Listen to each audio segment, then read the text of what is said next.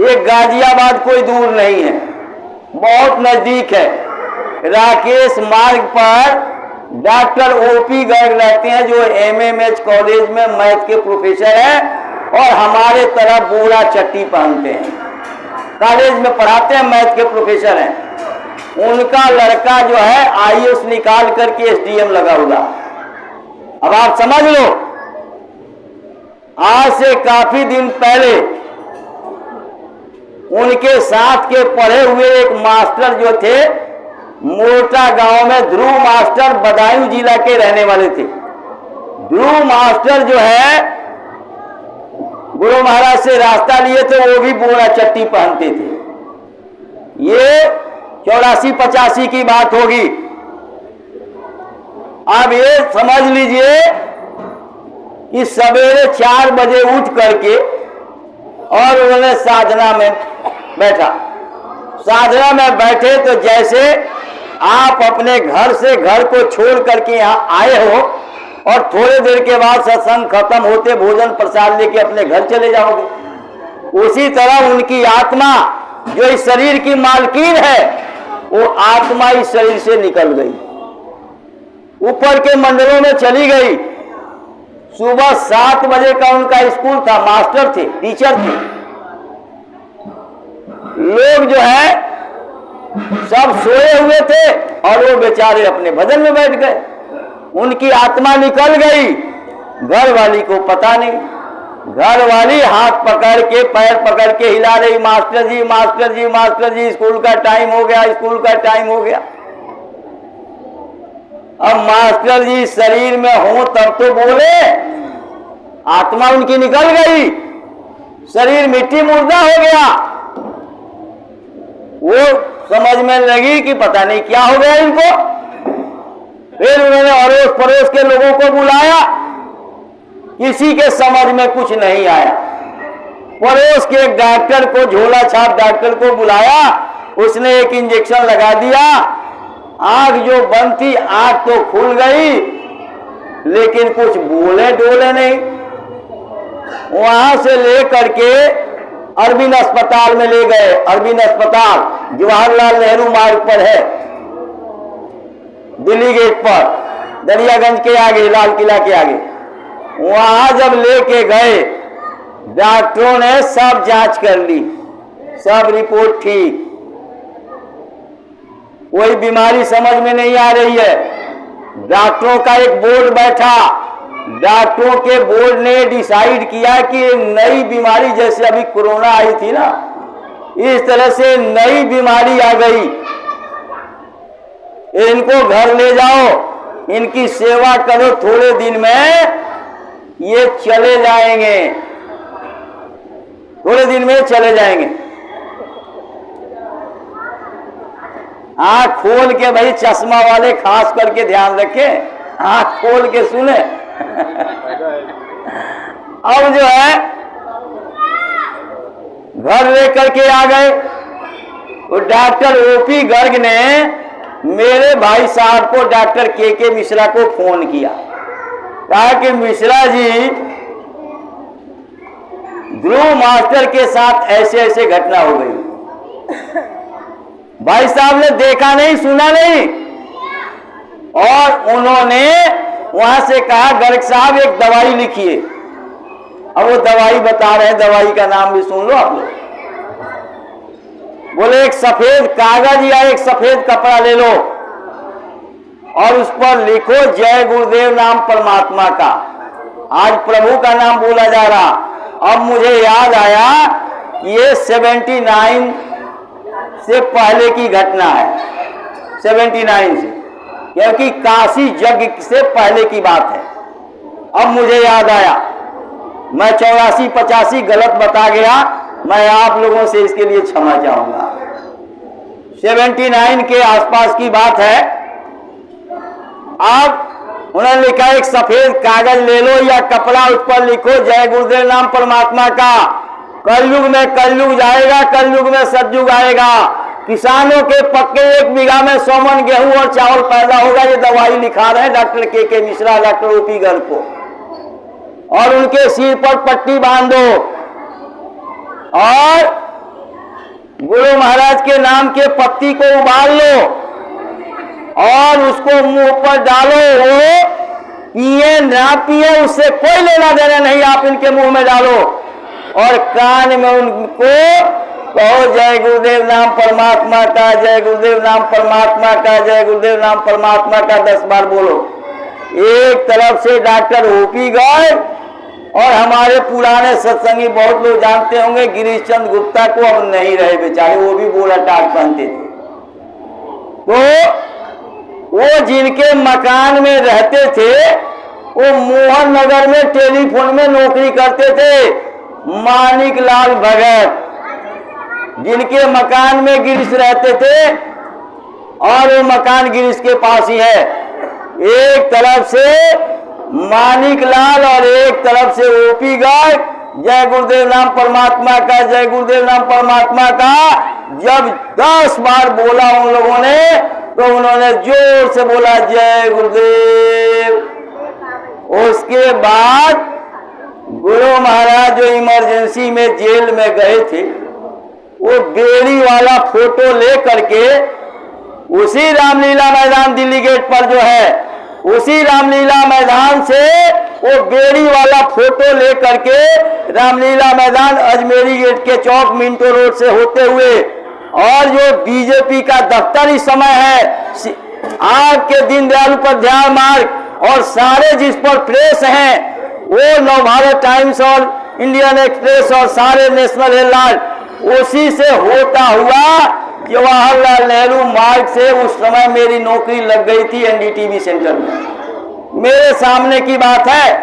और वहां जब पहुंचे, जो बोल नहीं रहे थे, डॉक्टरों की दवाई काम नहीं की, वही ध्रुव मास्टर ने प्रार्थना बना करके उन्होंने सुनाया था और उसके बाद वो बिल्कुल ठीक रहे, अब दुनिया में नहीं रहे, उनके श्वासों की पूंजी खत्म हो गई। महात्मा वो रास्ता आपको बताते हैं कि आप यहाँ बैठे हुए हो, आपकी आत्मा इस शरीर से निकल जाएगी, ऊपर जाएगी, इस आकाश के ऊपर स्वर्ग है जहाँ 33 करोड़ देवी देवता, 9 करोड़ दुर्गा, 10 करोड़ शंभु और विराट है।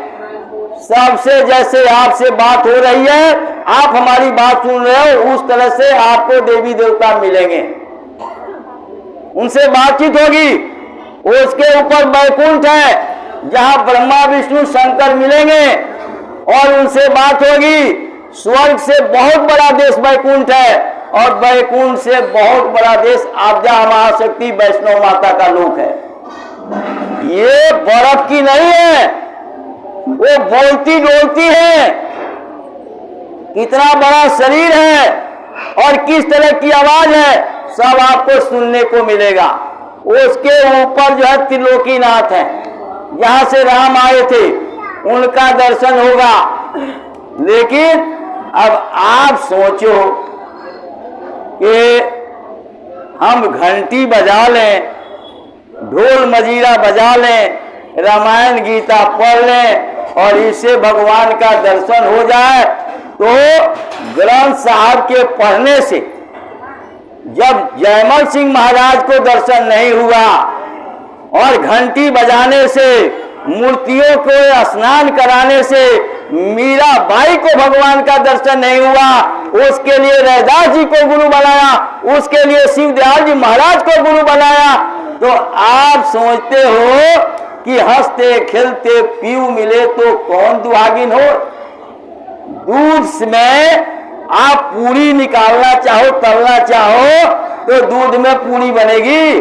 आप आरती करो, अगरबत्ती धूपबत्ती दिखाओ और प्रार्थना बोलो और रामायण गीता सुनाओ, तो क्या दूध जो है घी बन जाएगा। दूध को गर्म करो, उसमें जामन डालो, दही बनाओ, दही के बाद आप जो है उसको मथ के और उसको गर्म करो, तब उसमें से घी निकलेगा। तो चाहे हलवा बनाओ, चाहे पूरी बनाओ, चाहे दाल सब्जी में डाल के खाओ, तो आपको उसके लिए प्रक्रिया पूरी करनी पड़ेगी। गोस्वामी जी महाराज ने लिखा, उन्होंने कहीं नहीं लिखा कि मैंने राम का दर्शन मंदिर में जाके घंटा बजा के ढोल मजीरा बजा के भगवान का दर्शन किया। उन्होंने लिखा मुदत नैन त्रिसितमय भयऊ पुनि चितवत कौशलपुर गयऊ मोहि बिलो की राम मुस्काए मुझे देख करके राम हंसे। अब राम को तो आए लगभग 1 लाख बरस और गोस्वामी जी महाराज को आए 500 बरस।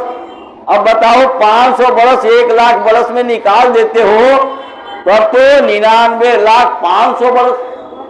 इतने दिन पहले गोस्वामी जी महाराज थे नहीं तो कैसे राम देख के उनको हंस दिए। मोह बिलो की राम मुस्काए। फिर कहते उधर माही पुनि अंडज लाया।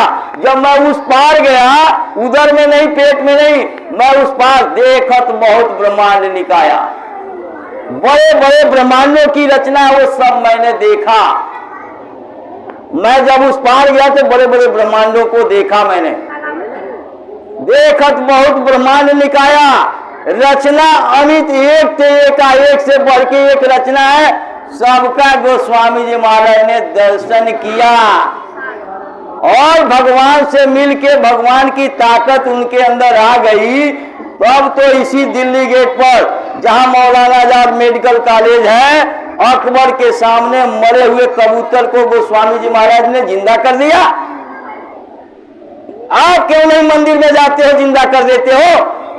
वही गोस्वामी जी महाराज सबसे पहले पागल के तरह गुरु को ढूंढते थे और 24 साल के उम्र में उनको गुरु मिले और गुरु जब मिले रास्ता पा गए तो ऊंची जाति में पैदा होने के लिए नहीं रोते थे।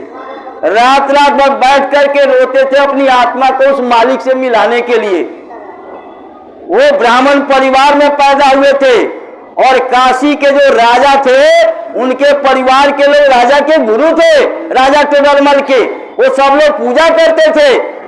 और तब भी गोस्वामी जी महाराज अपनी आत्मा के लिए मेरी आत्मा जन्म मरण से कैसे छूटेगी, अपने घर कैसे पहुंचेगी, इसके लिए गोस्वामी जी महाराज रोते थे। रात को बैठते थे, दिन के 12 बज जाते थे। खाने पीने का ध्यान नहीं, बच्चों का ध्यान नहीं, खेती बाड़ी का, पंडिताई का, जजमान का किसी की कोई चिंता नहीं और दिन रात लगे रहते थे। जब उन्होंने मालिक को पा लिया तब उन्होंने सबसे पहले घट रामायण लिखा। जब घट रामायण लिखा तो उसका लोगों ने विरोध किया तो जो उनके परिवार के चेले थे राजा टोडरमल उनके यहाँ छुपा दिया। फिर रामचरितमानस लिखा और रामचरितमानस का विरोध किया। काशी विश्वनाथ बम्भोले के मंदिर में सबसे नीचे रख दिया, ताला लगा के, चौकीदार लगा के। सुबह जब ताला खोला गया तो रामचरितमानस अपने आप ऊपर हो गया। फिर भी जाके शिकायत कर दिया लोगों ने अकबर से। अकबर ने उठाया गोस्वामी जी महाराज को इसी दिल्ली के जेल में जहां खूनी दरवाजा है मौलाना आजाद मेडिकल कॉलेज के सामने, वहां बंद कर दिया जेल में। और जेल में बंद कर दिया तब उन्होंने बिना पत्रिका, दोहावली, कवितावली सब लिखा और जैसे उन्होंने हनुमान चालीसा शुरू किया, जय जय जय हनुमान गोसाई कृपा करो गुरुदेव की नाई, तब तक तो चांदनी चौक में बंदरों ने उत्पात मचाना शुरू कर दिया। लोगों के कपड़े फाड़ने लगे, थैला छीनने लगे, पैसे छीनने लगे। तब लोगों ने जाके अकबर से कहा, अकबर जब वहां गया जेल में और कहा आप बंदरों को समझाइए नहीं तो आपको सारी जिंदगी के लिए जेल में रहना पड़ेगा। गोस्वामी जी महाराज ने कहा कि आप देश के बादशाह हैं, कुछ भी कर सकते हैं, लेकिन आप ये बताइए इतने में कबूतर गिरा और मर गया, इस कबूतर को आप जिंदा कर दीजिए। तो मर गया, कैसे जिंदा होगा? बोले आप जिंदा आदमी मैं खड़ा हूं, इसको मार सकते हैं, जेल में रख सकते हैं सारी जिंदगी, तो क्या आप जो है इस कबूतर को नहीं जिंदा कर सकते? बोले क्या आप जिंदा कर सकते हो? बोले मैं मार भी तो नहीं रहा हूं, लेकिन जिसने इसको बनाया मैं उससे प्रार्थना कर सकता हूं। उन्होंने आंख बंद किया और कहा बंद हो गुरुपद कंज कृपा सिंधु नर रूप हरि। मैं ऐसे सदगुरु की वंदना करता हूं जो मनुष्य रूप में भगवान है। और कबूतर उड़ गया तब अकबर ने राज खजाने से मंदिर और मस्जिद दोनों के लिए बराबर धन देने का आदेश किया। इसी तरह का प्रचार प्रसार बाबा जय गुरुदेव जी महाराज कर रहे थे। वो समय इमरजेंसी से पहले की सरकार जो थी, गुरु महाराज को ये सोच रही थी कि बाबा जी कहीं प्रधानमंत्री राष्ट्रपति ना बन जाए। गुरु महाराज ने कहा जिसके दर्शन के लिए हजारों लोग घंटों घंटों लाइन में खड़े रहते हैं, वो कोई राष्ट्रपति प्रधानमंत्री बनेगा? अरे बाबा जी बंद हो गए, बाबा जी जेल में चले गए, बाबा जी ये हो गए, ये सब करते रहे। क्योंकि बाबा जी कहते थे राशन दो तो भाषण दो, नहीं तो अपना आसन दो। बाबा जी की मौज हो गई, बच्चों को सिंहासन दो, हारे जीते नए पुराने सभी MP MLA को निकाल बाहर करो। अब कुछ होने वाला है, दिल्ली जाने वाली है, दिल्ली जाने वाली है, गड़बड़ मचने वाला है, न्यायालय के बच्चों में अब कुछ होने वाला है, सब कुछ होने वाला है, गांव नगर की बात न पूछो, दिल्ली जाने वाली है। उस समय के मौजूदा प्रधानमंत्री को लगा कि बाबा जी प्रधानमंत्री राष्ट्रपति बन जाए।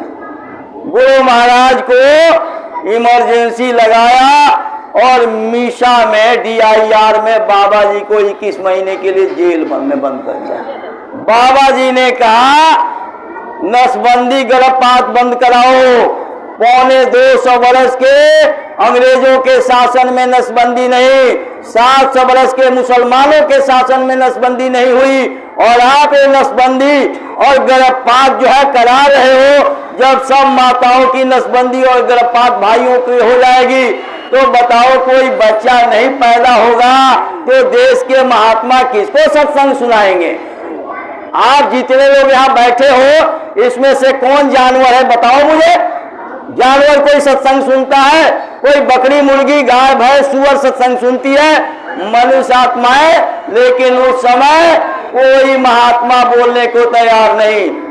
बहुत सारे आश्रम थे, बहुत सारे गुरु थे, बहुत सारे महात्मा थे, लेकिन अगर उनकी आंख खुली होती और नसबंदी गर्भपात क्या हो रहा था? स्कूल के बच्चों की नसबंदी, बारात जा रही बारातियों की नसबंदी, पटरी पर लगा रहे दुकानदारों की नसबंदी, सरकारी नौकरी कर रहे हो नसबंदी कराओ, नसबंदी के इतने केस दो नहीं तो डिमोशन कर देंगे।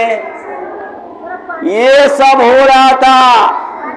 बाबा जी ने उन जीवात्माओं की करुण पुकार को रोदन को सुन करके संत न होते जगत में जल जाता संसार। सतगुरु रक्षक जीव के जीव न जाने भेद, गुरु चरित्र जाने नहीं रहे कर्म के खेद, खेद मिटे गुरु दरस से और न कोई उपाय, सो दर्शन जल्दी मिले बहुत कहा मैं गाय। संत नहीं होते थे तो धरती जल के राख हो जाती। आपको क्या पता, अभी गर्मी का मौसम है, आप पैदल चलोगे नंगे पांव पैर जलने लगेगा, और इस धरती के गर्मी को तपिश को वो बादल देखता है जो कितनी ऊंचाई पर है, और वो बादल बारिश करके अगले महीने से और इस पृथ्वी के गर्मी को शांत करता है।